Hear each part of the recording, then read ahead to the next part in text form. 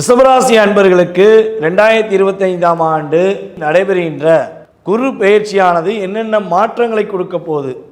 ஒரு வருஷமாக மன அழுத்தம் தான், தனக்குள்ளே தாழ்வு மனப்பான்மை, தனக்குள்ளேயே கவலை, வருத்தம். இந்த நிலை மாறப்போகுது. முதலில் கடன் சுமை குறைய போகுது. இந்த கடன் அடைக்கிறதுக்கு அங்கிட்டு ஒரு கடன் வாங்கினேன், அந்த கடன் அடைக்கிறதுக்கு இங்கிட்டு ஒரு கடன் வாங்கினேன்னு சொல்லி அப்படின்னு வருத்தப்படுறீங்கன்னா அந்த வருத்தம் இனிமே கிடையாது. உங்களுடைய கடன் உறுதியாக அடைப்பதற்கான சூழ்நிலையை ஏற்படுத்தி கொடுப்பார்.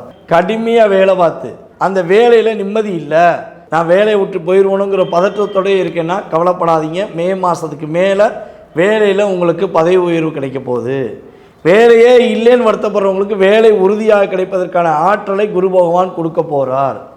புதிய முயற்சிகள் செய்வதாக இருந்தால் மே மாதம் முதல் ஜூன் வரை கொஞ்சம் நிதானத்தை கடைபிடிக்க வேண்டும். இந்த குரு பயிற்சி காலங்களில் நம்மளுடைய சிவராசி அன்பர்கள் உறுதியாக திருச்செந்தூர் முருகன் கோயிலில் போய் வழிபாடு செய்யுங்க.